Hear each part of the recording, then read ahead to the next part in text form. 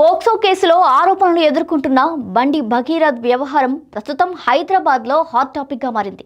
సాధారణంగా నిందితుల కోసం పోలీసులు పోస్టర్లు వేస్తారు.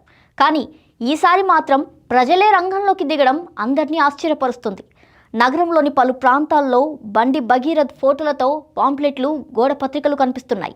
ఎక్కడైనా కనిపిస్తే 100కు డయల్ చేసి సమాచారం ఇవ్వండి అంటూ కొందరు మెట్రో స్టేషన్ల వద్ద ప్రచారం చేయడం సోషల్ మీడియాలో వైరల్ అవుతుంది.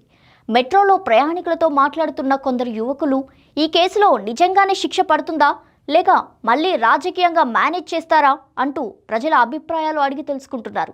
దీంతో ఈ వ్యవహారం కేవలం రాజకీయ చర్చగానే కాకుండా పబ్లిక్ డిబేట్లా మారిపోయింది. ఇక ఈ ఘటనపై స్పందించిన కేంద్ర మంత్రి బండి సంజయ్, నా కుమారుడు తప్పు చేయలేదని చెప్తున్నాడు, అయినా చట్టాన్ని గౌరవిస్తా, కోర్టు నిర్ణయాన్ని అంగీకరిస్తా అంటూ చెప్పుకొచ్చారు. అయితే అదే సమయంలో తమ కుటుంబాన్ని టార్గెట్ చేస్తూ రాజకీయ కుట్ర జరుగుతుందని ఆయన ఆరోపించారు.